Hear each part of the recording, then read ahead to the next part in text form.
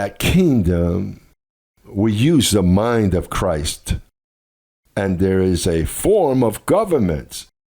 And you know what's the government? You know which is the government? There is a marvelous government. For an example, let's look to Ephesians 4. I, therefore, a prisoner of the Lord, urge you that you walk worthy of the vocation in which you are called. From where? Called from where? They called you over there, not here. With all humility, with all what? Humility.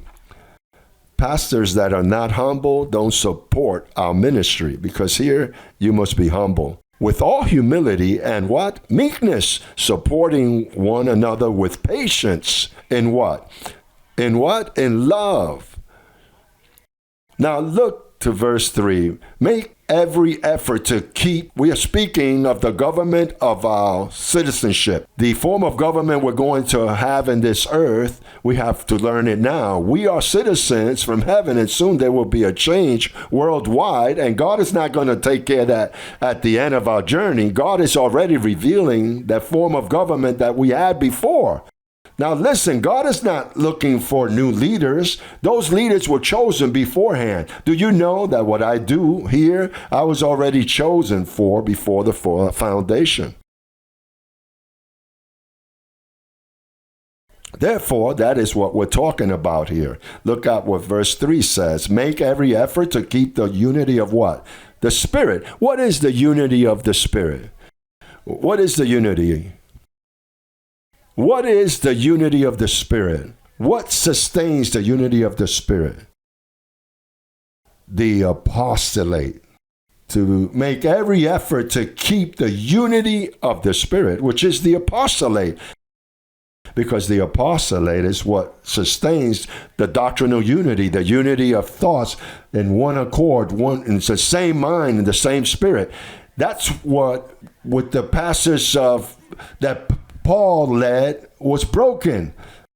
Everyone independently began to do their own thing.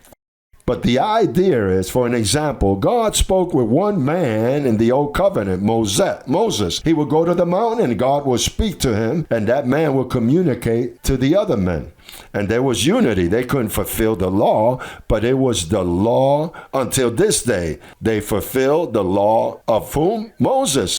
So when the covenant changed, that new Moses is Paul. So then the unity of the Spirit is the apostolate. Because imagine a single apostolate worldwide. Oh, be careful. Don't submit to a man. Submit to the Spirit. It's that God, whom he uses, is a man to teach the unity of the Spirit. No, I am submitted to the Spirit, not a man. So then in that entanglement, there are creatures walking around, one about their way here, one about their way there. They're like muds, but not in the unity of the Spirit, which is the apostolate. So then in the heavens, we had one apostolate in the heavens. In the heavens, we had an apostolate. If we come from there, we had a form of government.